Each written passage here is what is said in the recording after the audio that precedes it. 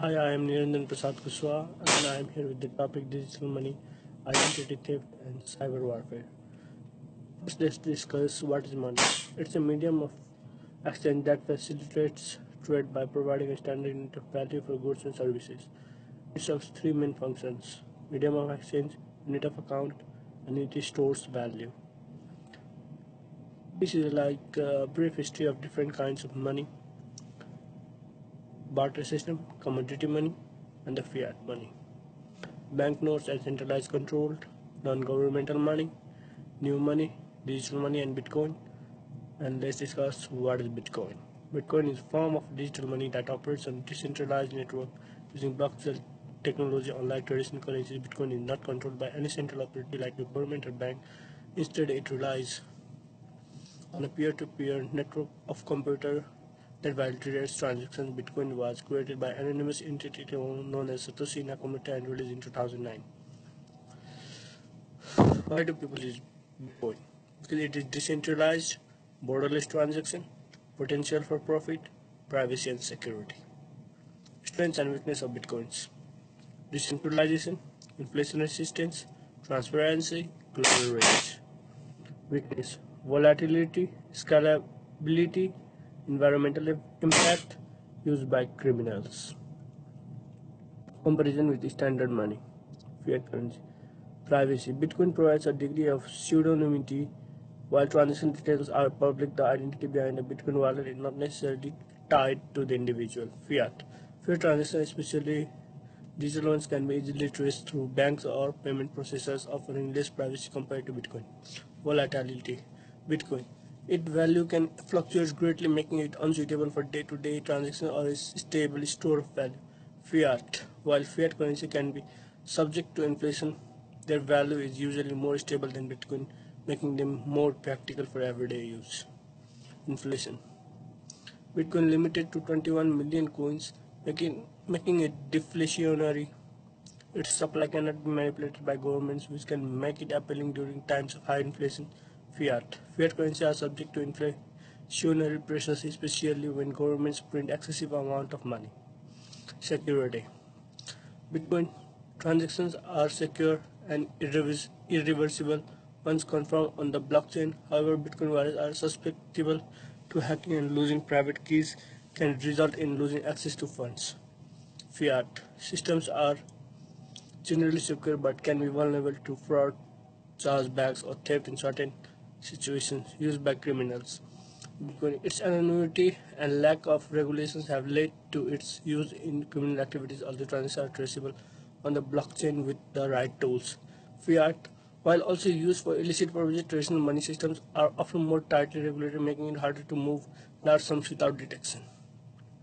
Conclusion: digital money like Bitcoin represents a revolutionary shift from traditional forms of money. It offers advantages like decentralization, potential for inflation resistance, and global accessibility. However, Bitcoin's volatility, scalability issues, environmental concerns, and using criminal activities remain significant challenges. In comparison to fiat money, Bitcoin offers more privacy and autonomy, but it lacks stability and regularity oversight of government-backed currency. As the world of digital money evolves, we may see new innovation that balances these strengths and weaknesses to offer a more practical alternative to traditional financial systems. Identity theft. This is my second topic. The current state of identity theft. Identity theft refers to the act of someone wrongfully obtaining and using another person's personal information, typically for fraudulent purposes such as opening account, making purchases, or gaining access to credit.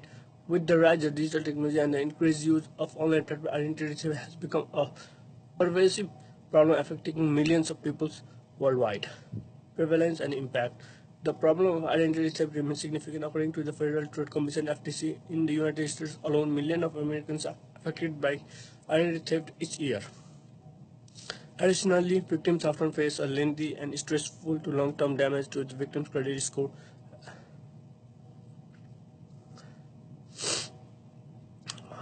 and stressful process of clearing their names, restoring their credit, and dealing with potential legal repercussions. Several factors have contributed to the rise in identity theft: increased digital footprint as people increasingly share personal information online, including on social media and e-commerce sites. There are more opportunities to thieves to access sensitive data breaches. High-profile data breaches involves large corporations and government agencies. Equifax, Target, and Facebook have exposed personal data including social security numbers, credit card details, and login credentials. Sophisticated techniques. Identity thieves use various methods such as phishing, revealing sensitive information, scheming, and social engineering. Relevant laws addressing identity theft. Several laws and regulations have been enacted to protect consumers and mitigate the impact of identity theft. The Identity Theft and Assumption Deterrence Act (ITADA) of 1998, the Fair Credit Reporting Act (FCRA), the Identity Theft Information and Registration Act 2008, the Red Flag Rule, the General Data Protection Regulation (GDPR), the California Consumer Privacy Act (CCPA), changes in consumer and business behavior, consumer awareness using strong password, monitoring financial activity, avoiding phishing scams, businesses strengthening security. Businesses have also made significant changes to how they handle personal data in response to the rise in identity theft, data encryption, two-factor authentication, identity verification, data minimization. Technical solution for identity theft prevention: encryption and secure protocols, biometric authentication, artificial intelligence and machine learning. AI and machine learning are being used to detect and prevent identity theft in real time by analyzing transaction patterns and flagging suspicious behavior. For example, banks use AI-driven systems to detect unusual spending patterns or anomaly. Blockchain technology, credit freezes, and alerts. Conclusion: identity theft remains a serious and growing issue in the digital age. In response, both consumers and businesses have become more vigilant, employing a combination of legal protections, behavioral changes, and advanced technologies to reduce the risk. While laws like the Identity Theft and Assumption Deterrence Act and the Red Flag Rule provide a framework for addressing the problem, technical solutions like encryption, biometrics, and AI-driven fraud detection are helping to mitigate the effects. Continued innovation in both legal frameworks and technology will be essential in the ongoing fight against identity theft.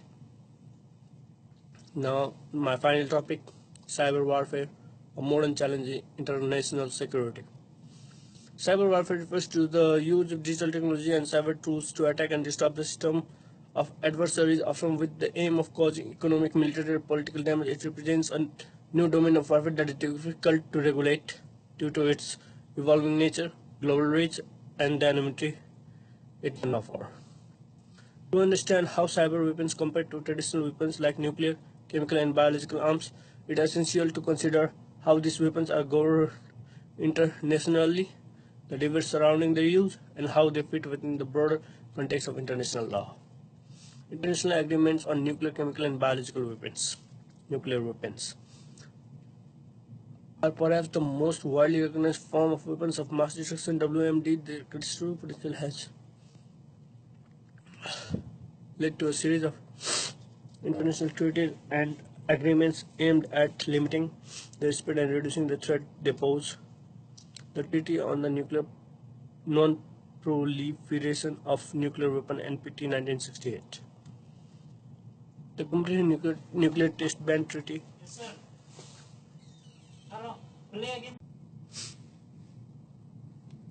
The Comprehensive Nuclear Test Ban Treaty (CTBT) 1996. The Treaty on the Prohibition of Nuclear Weapons (TPNW).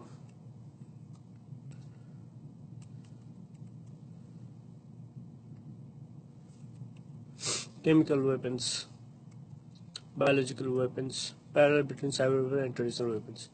Here we can see the how dangerous is the chemical, nuclear, and biological weapons, and we are talking about cyber weapons, which is far more dangerous, which does not only affect the human life, but it affects their personal life, their security, the relations. International relations, sometimes it's so miserable that like 2 or 3 posts going against the country, and the whole country people are against the whole country, and like 2 country people are fighting over some sorts of post. That is called cyber weapon. Potential for mass destruction. Cyber weapons.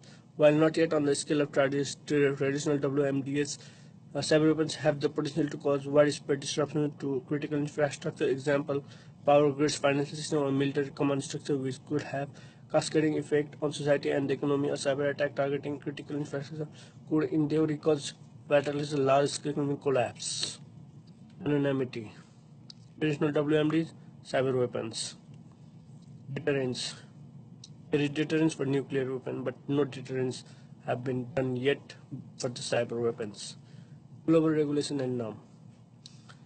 There is some sort of global regulation and norms for the nuclear, chemical, and biological weapons, but not a single for the cyber weapons.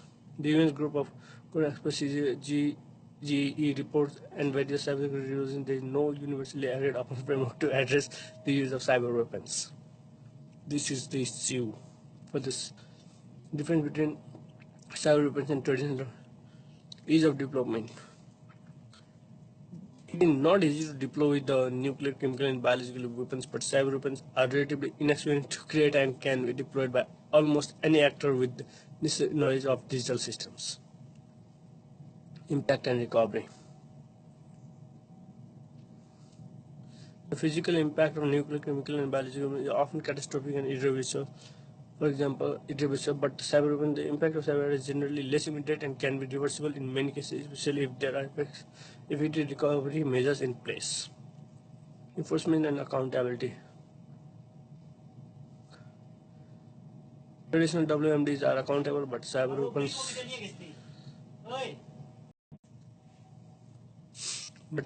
weapons, there are no international.